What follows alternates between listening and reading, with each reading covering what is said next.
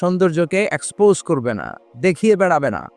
ঘরের মধ্যে তোমাদের অবস্থান, তার মানে নারীর মূল আবাস কেন্দ্র হলো ঘর।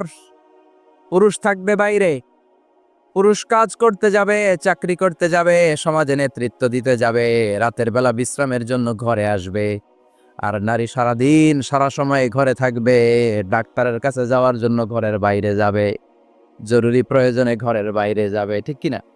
তাহলে ঘরটা বেসিক্যালি নারীদের, ঘর নারীদের দখলে, আর বাইরটা আমাদের দখলে। এটা হচ্ছে আল্লাহর দেয়া সিকোয়েন্স। সুবহানাল্লাহ পড়েন। কিন্তু নারীরা এখন ঘর থেকে বাইরে বেরোতে শুরু করেছে। আল্লাহ সিকোয়েন্স দিলেন নারী থাকবে ঘরে, পুরুষ বাইরে। আমরা উল্টায় ফেলছি, এখন আমরা থাকি ঘরে, নারীরা চলে গেছে বাইরে। এজন্য জ্বালা যন্ত্রণা ফ্যামিলির ভিতরে বেশি না কম? আমি বলে থাকি যে নারীরা দুই জায়গায় খুব বেশি যায়, হুমড়ি খেয়ে পড়ে। এক যায় বাজারে, দুই যায় মাজারে, ঠিক কিনা? মাজারে যায় অনেক,